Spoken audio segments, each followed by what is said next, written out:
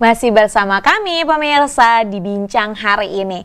Di segmen sebelumnya tadi ada satu pertanyaan nih ya yang akan kita temukan jawabannya di segmen ini, yaitu adalah permasalahan apa yang memang kerap terjadi nih Pak. Kira-kira apa nih Pak? Boleh disampaikan?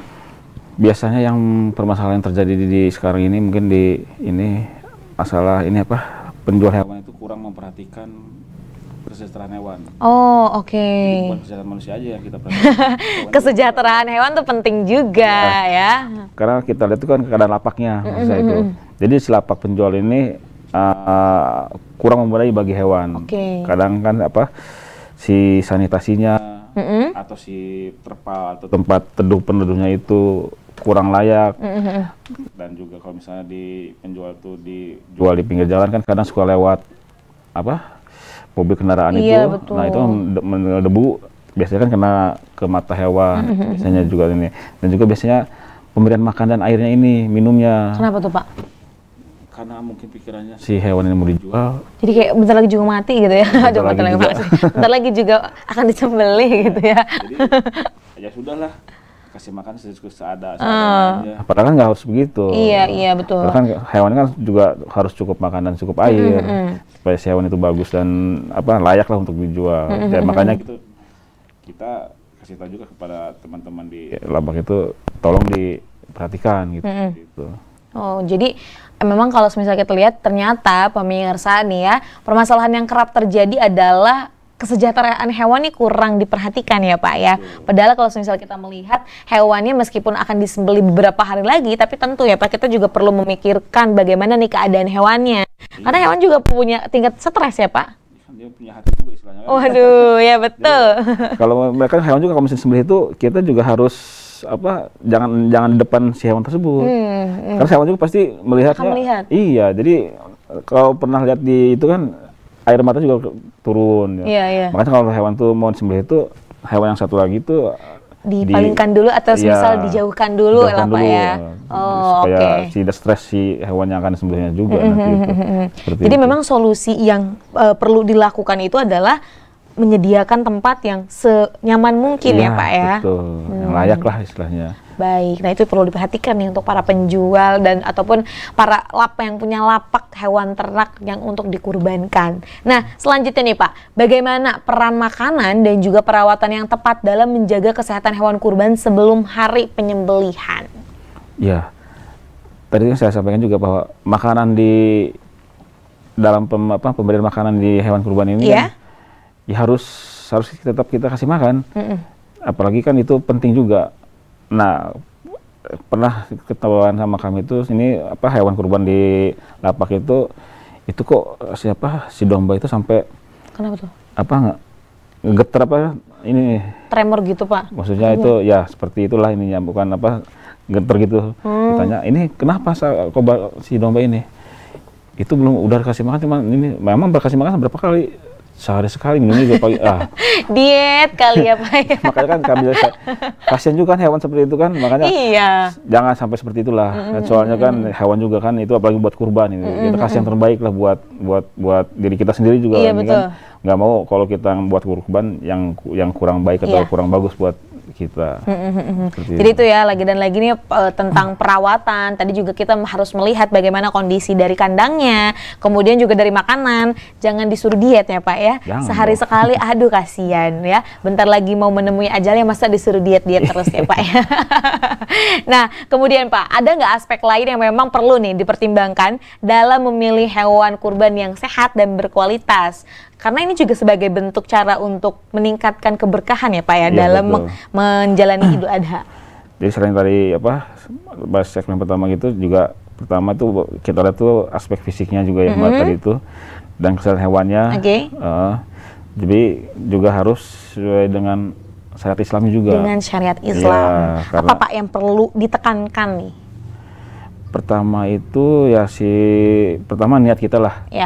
Kita kan niat berkurban, kita cari hewan yang terbaik.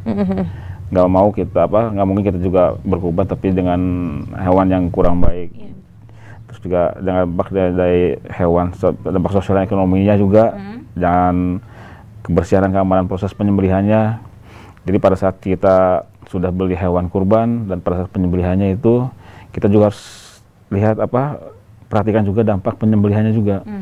penanganan daging kurbannya itu. Jangan sampai ya mentang-mentang sudah disembelih si daging kurban diletakkan sembarangan. Oke, iya itu Pak. Yang paling penting adalah bagaimana nih ketika selesai udah disembelihnya. Nah itu, makanya kita harus perhatikan juga. Nggak boleh setelah disembelih, daging digeletakkan atau diletakkan di tempat yang tidak bagus. Apalagi kalau misalnya cuma di lantai tapi ada tanahnya, itu berbahaya. Banyak nanti takut kuman seperti itu. Nah, mungkin seperti itu sih yang kita ini. Jadi tadi hal-hal yang perlu kita perhatikan nih ya dan pertimbangkan ketika memilih hewan kurban yang berkualitas. Tadi ada juga di segmen sebelumnya terkait dengan kesehatannya dan yang lain-lainnya. Dan tadi yang paling ditekankan adalah bagaimana nih kalau semisal hewan kurban yang setelah disembelih ini paskanya ya Pak ya. Iya, betul. Agar juga kan ini menambah keberkahan dalam ibadah Idul Adha. Nah Pak, pesan untuk para penjual dan juga para pembeli hewan kurban. Pesan untuk para penjual dan pembeli, mungkin kami ingin berpesan ke teman-teman sekalian, teman-teman penjual dan pembeli ini, bahwa kita bersama-sama menjalankan peran kita masing-masing dengan penuh rasa tanggung jawab kita, dengan penuh keikhlasan dalam memilih dan merawat hewan kurban. Juga kita ingin sehat dan berkualitas. Jadi kita nggak mau hanya menjalankan ibadah yang mulia saja, tapi juga kita harus memberikan dampak yang positif bagi kesehatan kita sendiri umumnya, karena itu kan hewan tersebut kan kita konsumsi. Kalau daging tersebut tidak layak juga kan kita tidak mau. Kita terdampak.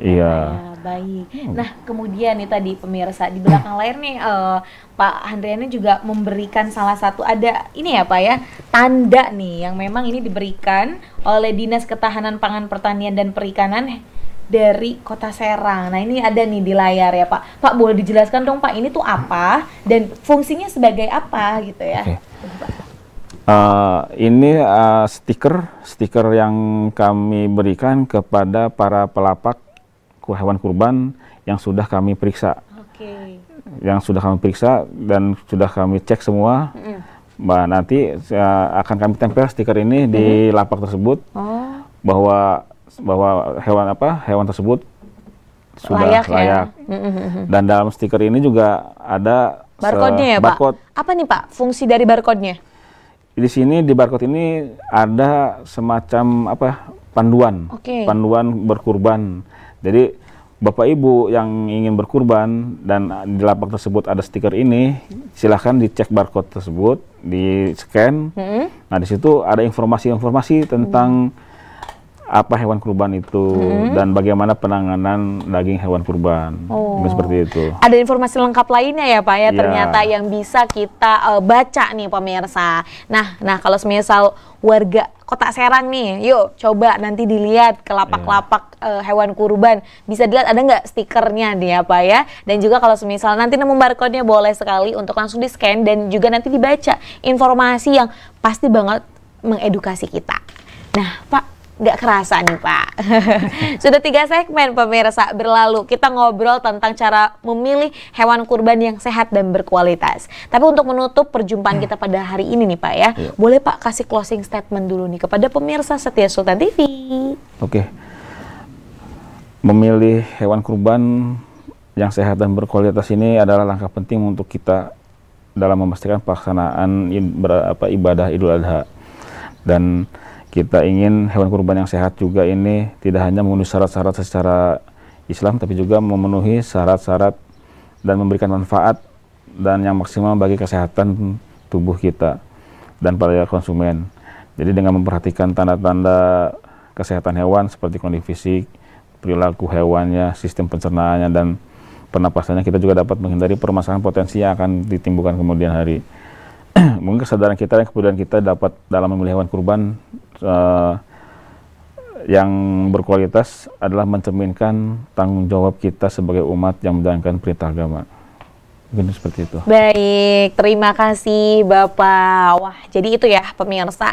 Semoga tadi yang kita bicarakan ini juga dapat mengedukasi ini ya, dan ini juga bermanfaat karena kita juga mau menghadapi Idul Adha nih Pak ya. Iya, betul.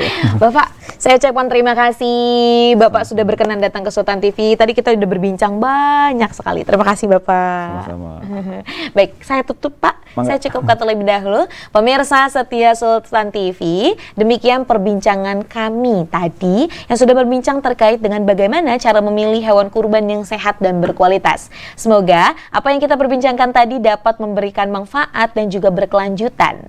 Saya, Raudla Rida, dan juga kru yang bertugas pada hari ini mengucapkan terima kasih. Pamit undur diri. Sampai jumpa. Wassalamualaikum warahmatullahi wabarakatuh. Waalaikumsalam.